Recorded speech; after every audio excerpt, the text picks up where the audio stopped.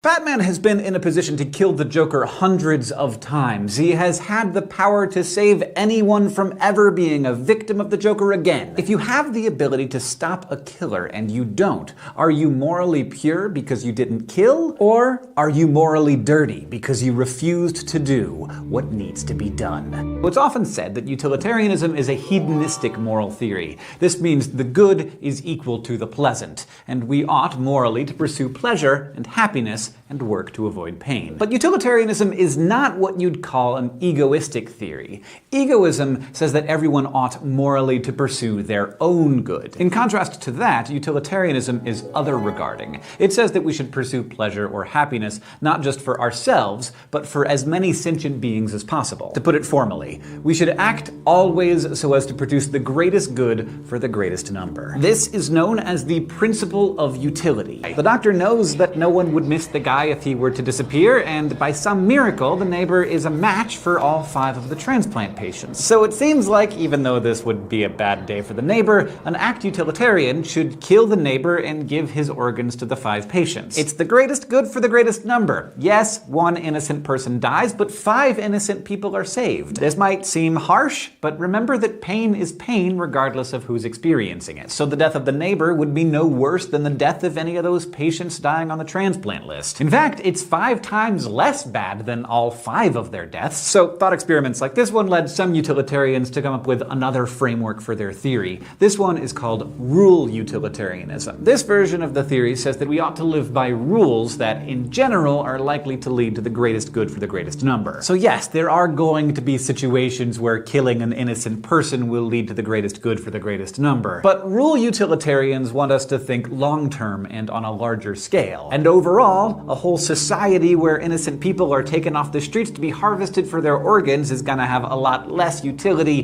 than one where you don't have to live in constant fear of that happening to you. So rule utilitarianism allows us to refrain from acts that might maximize utility in the short run, and instead follow rules that will maximize utility for the majority of the time. As an owner of human organs, this approach might make sense to you. But I still gotta say, if Batman were a utilitarian of either kind, it wouldn't look very good for the Joker.